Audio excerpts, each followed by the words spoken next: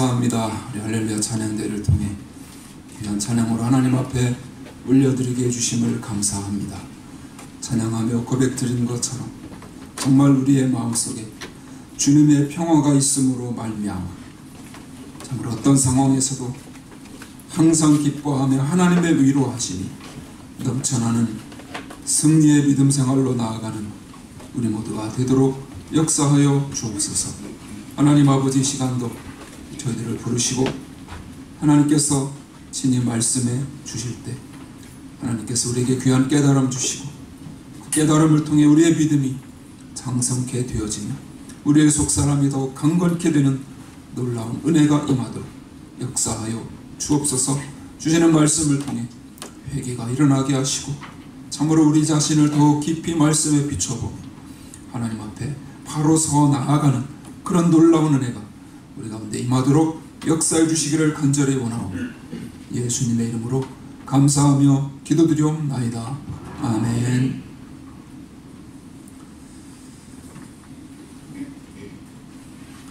지난주 암송 말씀이 조금 길었는데요. 그래도 잘 암송하셨죠? 너무 스트레스를 받지 마시고 그냥 읽으시면 됩니다. 읽으시고 그러면서 하나님께서 이 말씀을 통해 어떤 은혜를 주실까 그걸 자꾸 기대하시고 생각하는 것이 중요합니다.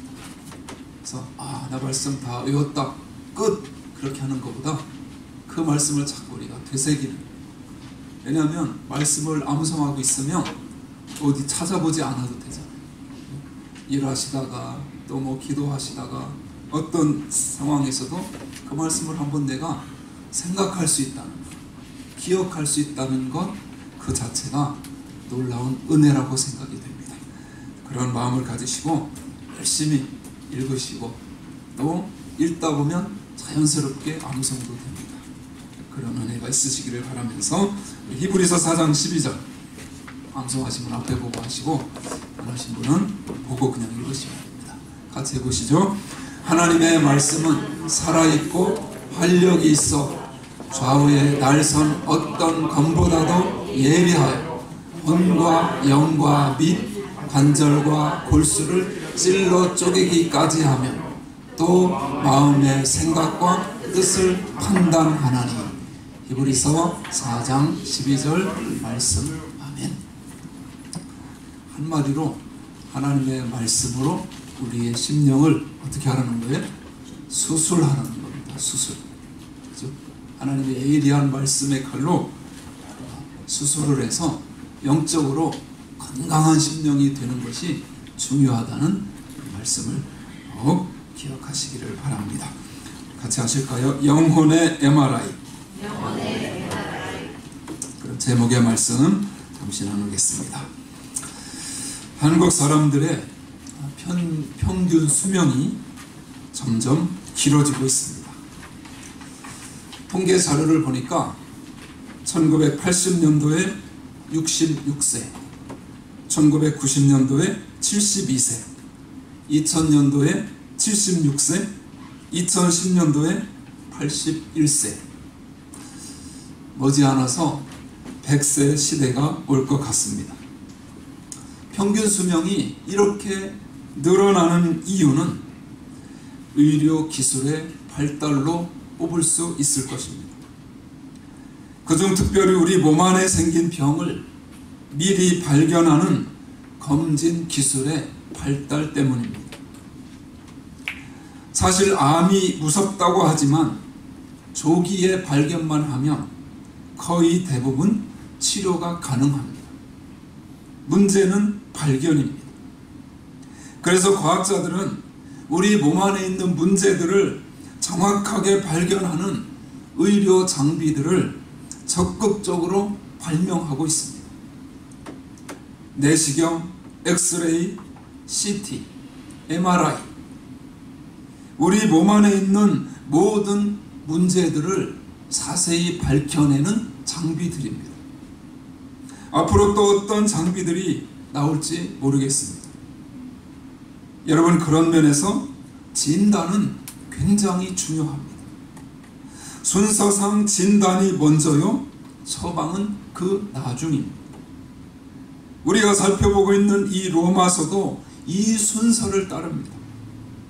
1장 1절부터 16절까지 서론을 끝내고 17절부터 오늘 끝절 3장 20절의 내용을 통해 하나님은 우리를 철저하게 진단하십니다. 하나님이 진단하시는 이유는 우리를 치료하기 위해서입니다. 그렇다면 우리의 문제가 무엇인가요? 우리는 하나님을 멀리 떠나 하나님께 경건치 않음의 죄를 저질렀습니다. 그 결과 몸과 마음과 영혼이 전부 타락했습니다. 얄팍한 도덕으로 그 문제를 가리려고 했지만 그것은 스스로 속이는 일에 불과하다고 말씀하십니다.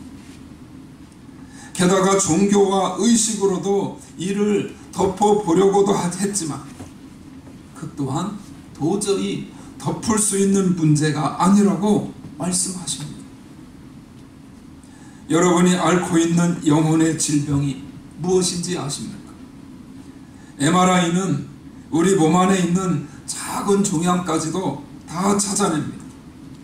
그래서 MRI를 찍으면 몸의 문제가 무엇인지 정확하게 알아내어서 정확한 치료를 할 수 있는 것입니다. 지금까지 우리가 살펴본 로마서의 초반부가 바로 이 영혼의 MRI입니다. 지금 영혼의 상태가 어떤지 살펴보라는 것입니다. 왜 인생이 마음먹은 대로 되지 않는지, 어째서 위선적으로 살 수밖에 없는 것인지, 왜 가장 가까운 배우자와 가족조차도 사랑할 수 없는 무능한 존재가 된 것인지, 오랫동안 신앙생활을 했는데도 쾌락과 물질 앞에서 쉽게 무너지는 이유는 무엇인지 살펴보라는 것입니다. 여기에는 분명히 문제가 있습니다. 하나님은 그 문제를 우리에게 보여주십니다. 그리고 그 진단 결과를 통보하십니다. 그렇다면 도대체 우리의 문제가 무엇인가요? 하나님이 지적하신 근본적인 문제는 무엇인가요? 여러분, 종양이 위험한 이유는 그것이 자신의 모습을 숨기기 때문입니다.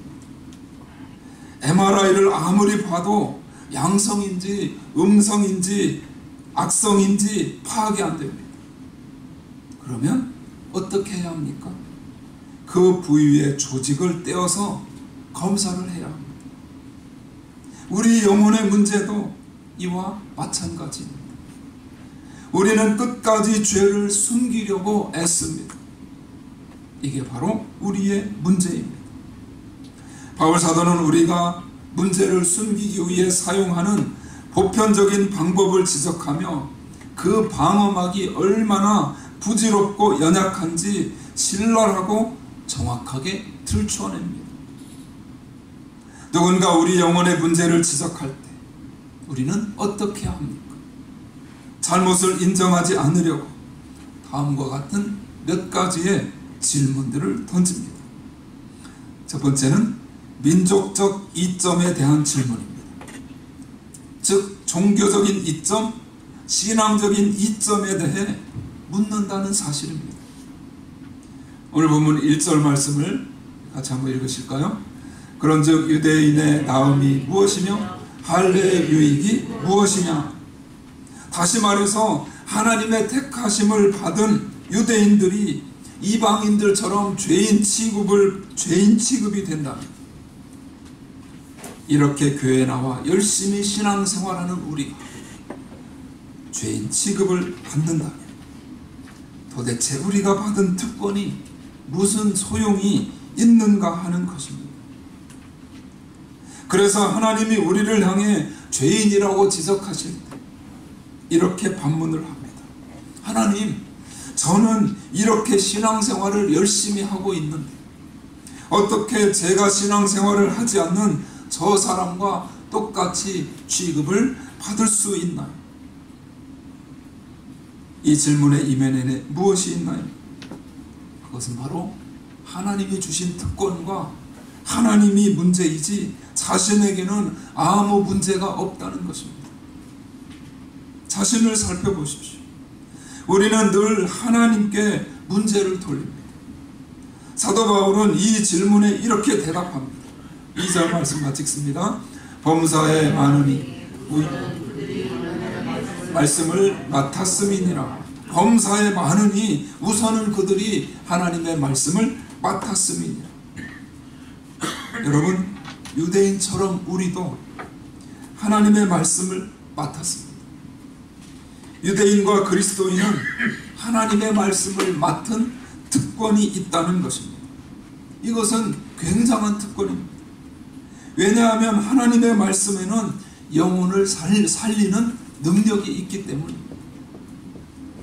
그런데 어째서 유대인들은 죄인으로 남아있나요? 이유는 하나입니다.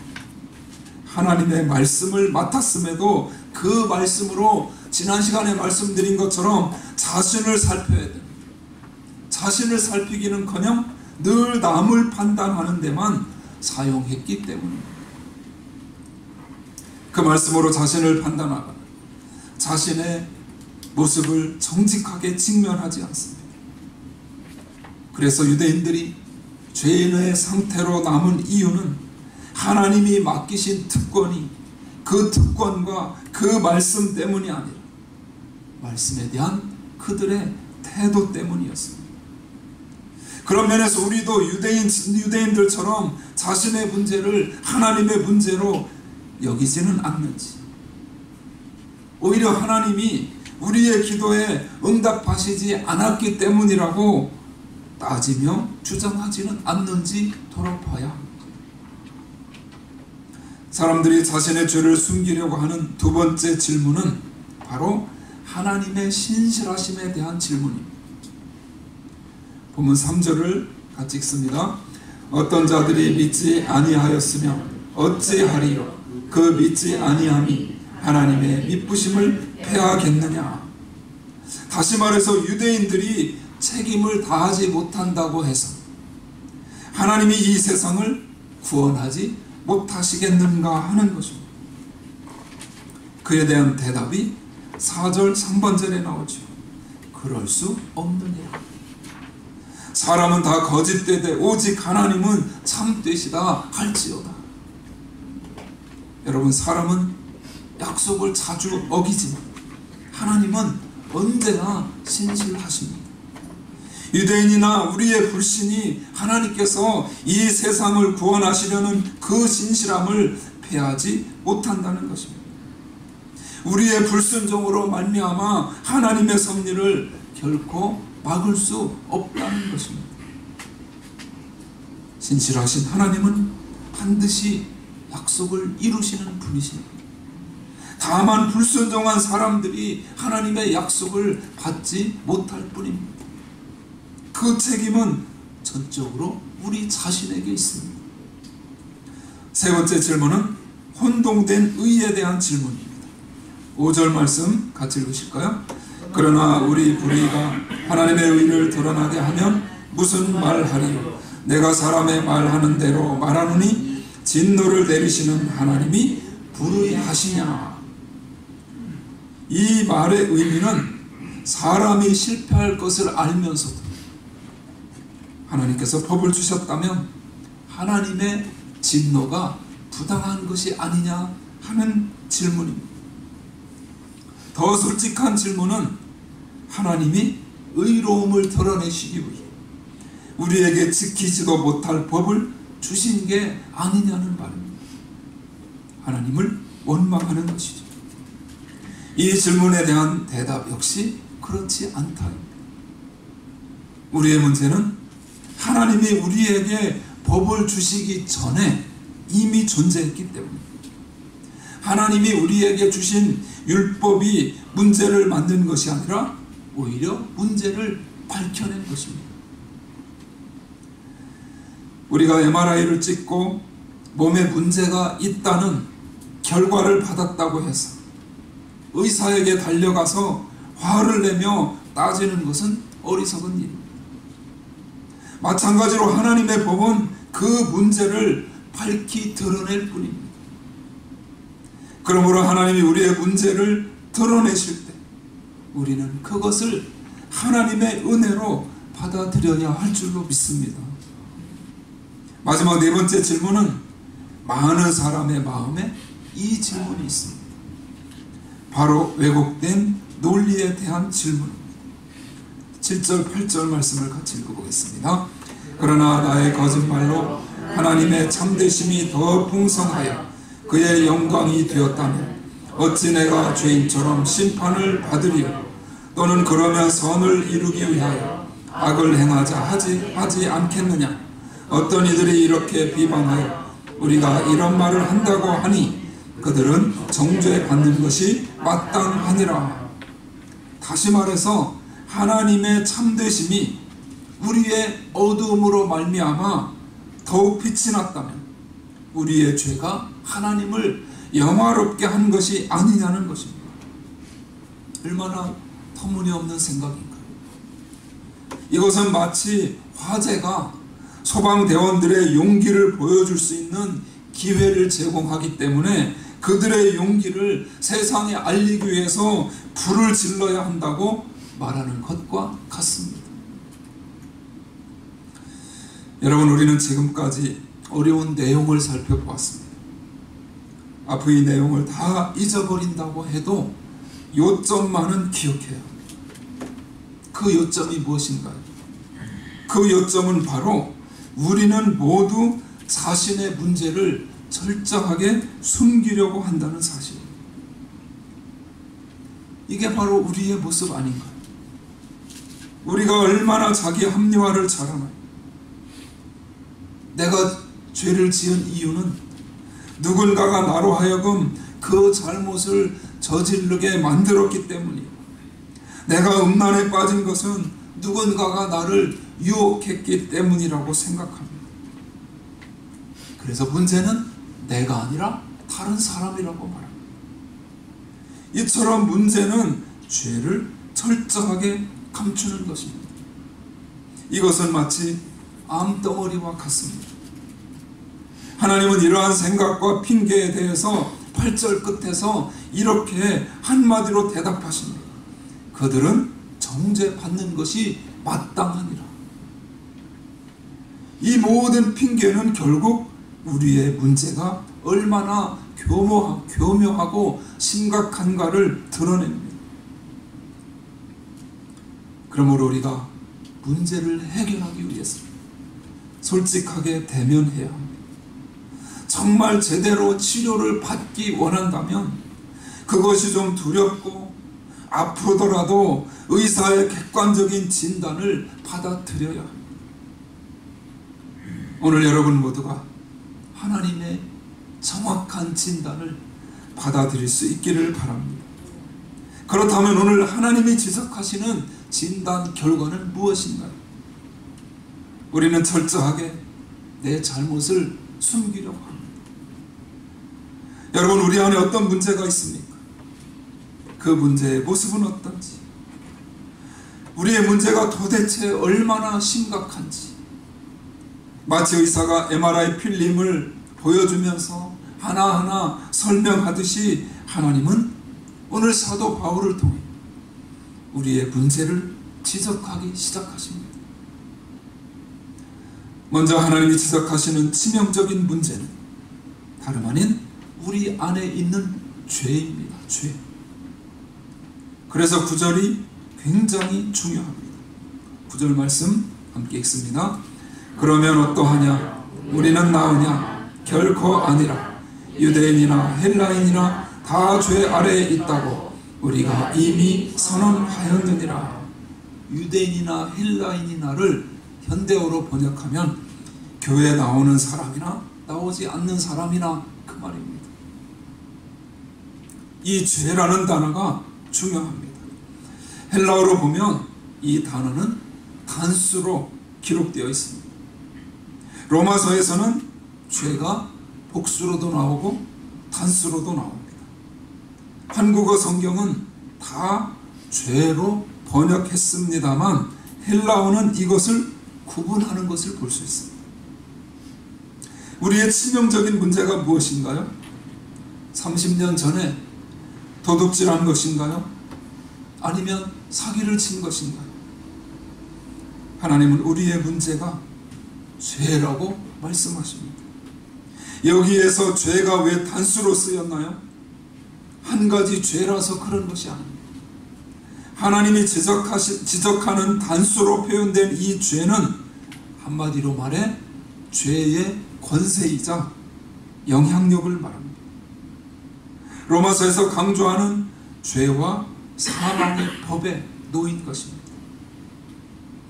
여러분, 왜 우리가 죄를 지을 수밖에 없나요? 결국에는 문제가 있어서 그렇습니다. 어떤 문제가 있는 것인가요? 죄의 영향력 아래에 놓여 있다는 그런 문제입니다. 그런 의미에서 우리는 죄를 지어서 죄인이 아닙니다. 같이 해보실까요? 죄인이기 때문에 죄를 짓는 것이다. 죄인이기 때문에 죄를 짓는 것입니다.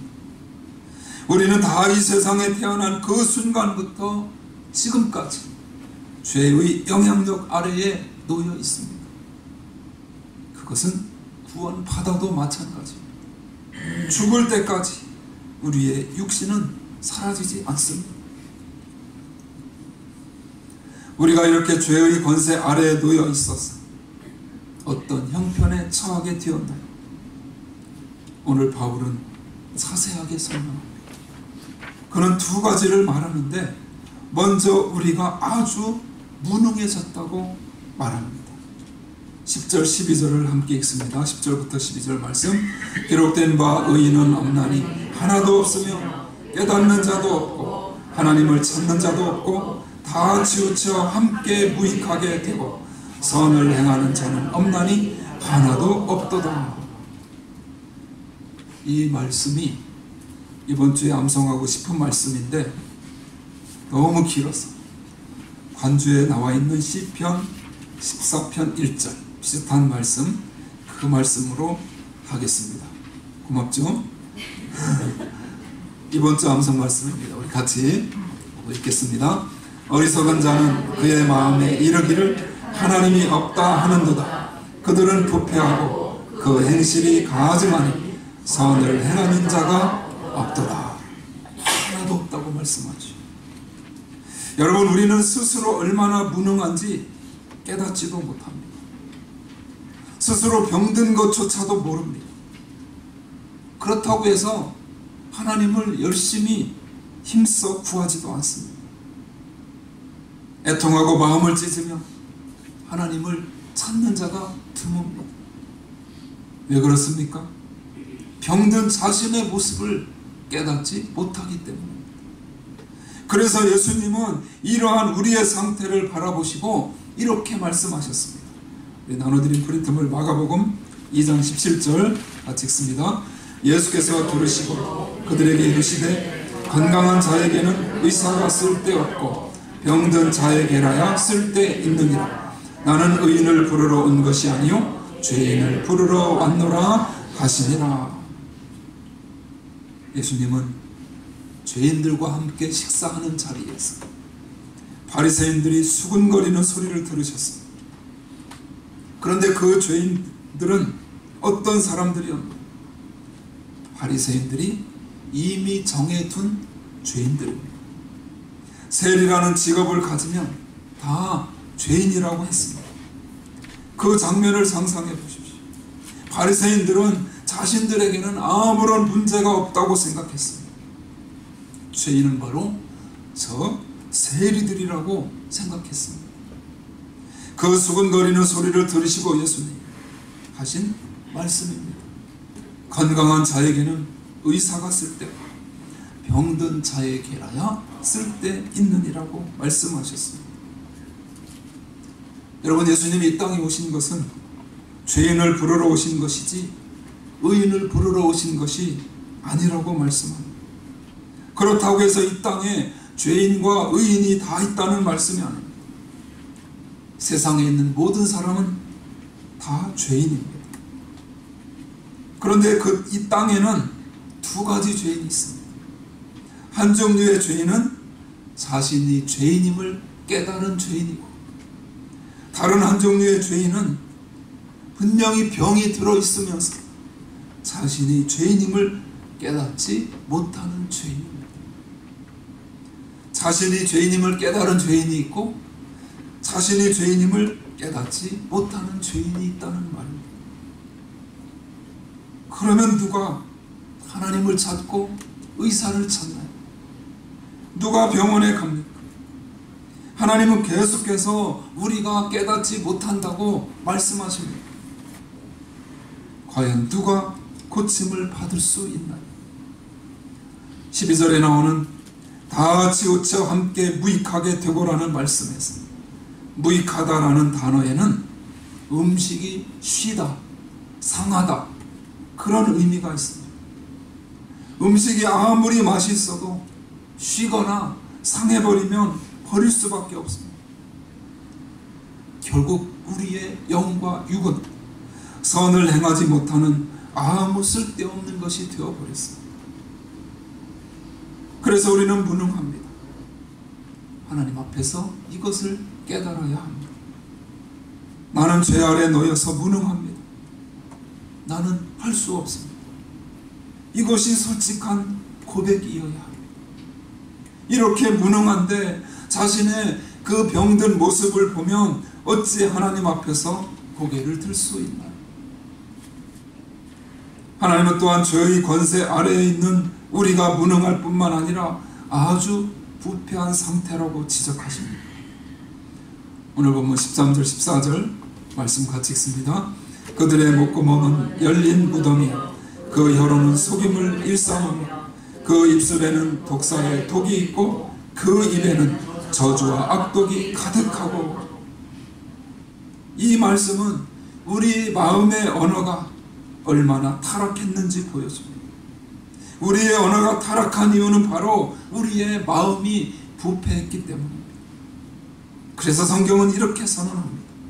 예레미야 17장 9절 말씀 프린트물에 있습니다. 같이 읽습니다. 만물보다 거짓되고 심히 부패한 것은 마음이라 누가 능히 이를 알리오마는. 그 사실을 알 사람이 없도다, 그런 말씀이죠. 만물보다 거짓되고 심히 부패한 것은 우리의 마음이라고 말씀합니다. 예수님은 이러한 상태에 대해 더욱더 신랄하게 말씀하십니다. 마태복음 12장 34절 있습니다. 독사의 자식들아 너희는 악하니 어떻게 선한 말을 할 수 있느냐. 이는 마음에 가득한 것을 입으로 말함이라. 화가 나면 입에서 어떤 말이 쏟아져 나오는지 스스로 잘 알 것입니다. 말뿐 아니라 우리의 행위 역시 철저하게 부패했습니다. 아주 짤막짤막한 절로 되어 있는 본문 15절에서 18절을 같이 읽습니다. 그 발은 피 흘리는데 빠른지라 파멸과 고생이 그 길에 있어 평강의 길을 알지 못하였고 그들의 눈앞에 하나님을 두려워함이 없느니라 함과 같으니라. 여러분, 우리가 얼마나 무능하고 부패한 존재인지 모릅니다. 우리는 그럴듯한 회칠한 무덤으로 이러한 무능과 부패를 가리기 위해 애씁니다. 세상 사람들보다 어떻게 보면 더합니다. 왜 그런지 아십니까? 세상 사람들은 도덕만으로 가리려 하지만 우리는 거기에다가 종교로도 가리려 하기 때문입니다. 우리가 아주 괜찮은 사람 같지만 사실은 그 속에 너무 흉한 모습이 숨겨져 있음을 고발하는 소설이 있습니다. 바로 지킬 박사와 하이드입니다. 낮에는 존경받는 아주 훌륭한 박사이지만 밤이 되면 추악한 범죄를 저지릅니다. 유명한 철학자 파스칼은 이렇게 얘기했습니다. 나는 의인이나 우인이나 성자가 존재한다는 것을 결코 믿지 않는다. 이 땅에는 오직 죄인만이 존재할 뿐이다. 하나님은 로마서를 통해 우리에게 주기 위해 진단서를 준비하십니다. 하나님의 진단서를 겸허한 마음으로 받아들이지 않겠습니까? 하나님은 지금 처한 상태를 알아야 한다고 말씀하십니다. 내가 얼마나 무능하고 부패했는지 하나님의 공의 앞에서 철저한 절망을 맛보아야 한다고 말씀하시는 것입니다. 그런 의미에서 여러분, 이 깨달음은 정말 아픕니다. 그러나 우리는 하나님의 진단은 바로 하나님의 은혜라는 사실을 깨달아야 합니다. 여기에 우리의 소망이 있습니다. 왜냐하면 자신의 상태를 정확하게 파악하고 핑계대지 않으며 하나님 앞에 나오는 자에게 하나님이 손을 내미시기 때문입니다. 천부여 의지 없어서 손들고 옵니다라는 찬송도 있지 않습니까? 이런 사람의 마음은 가난합니다. 그리고 진정으로 자신의 죄를 보며 애통해야 합니다. 겸손하며 남의 핑계를 대지 않습니다. 남을 함부로 정죄하지도 않습니다. 마음을 넓혀서 용서하며 긍휼을 베풉니다. 사랑하는 여러분, 하나님이 주신 모든 은혜의 시작이 어디에 있나요? 바로 하나님의 진단서에 있습니다. 교회를 몇십 년 다니고 하나님의 은혜가 소나기처럼 쏟아져도 은혜 근처에도 가지 않는 사람의 문제가 무엇인가? 바로 하나님의 진단을 받아들이지 않는 것입니다. 오늘 이 말씀을 대하는 여러분 모두에게 여러분을 정말 사랑하셔서 여러분을 고치시고 회복시키기 위해서 손을 내미시는 하나님의 진단서를 마음으로 믿음으로 받는 은혜가 넘치게 되시기를 바랍니다. 그러할 때 우리에게 소망이 있습니다.